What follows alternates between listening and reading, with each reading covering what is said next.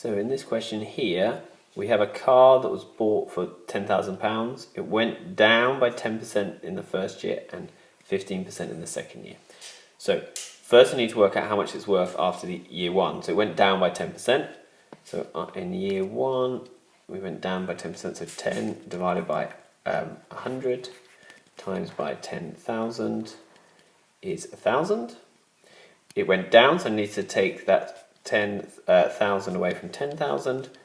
So it's worth £9,000 after year one.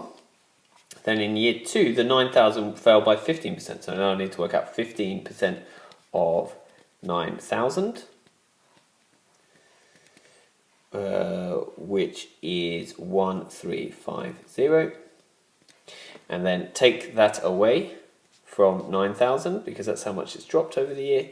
And my final answer is 7,650. That's how much it's worth after 2 years.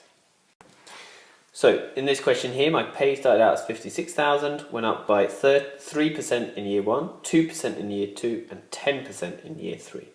Wants to know what my pay is after 3 years. First thing is I need to work out what my pay is after year one.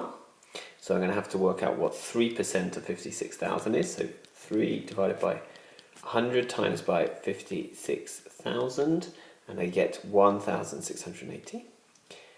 Add that on to what I originally have, so 56,000, add 1,680, put that into my calculator and get 57,680.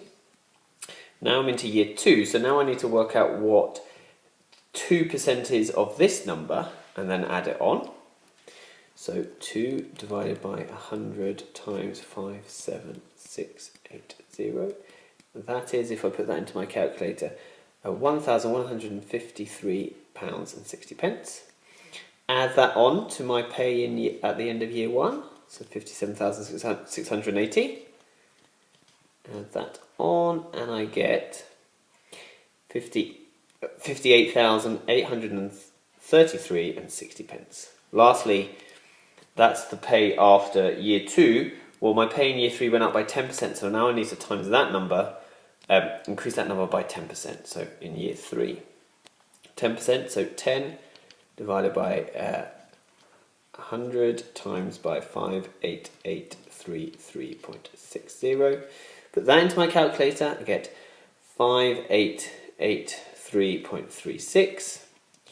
Add these two numbers together, so my old pay plus my pay rise, and I get my new pay as 64,716.96.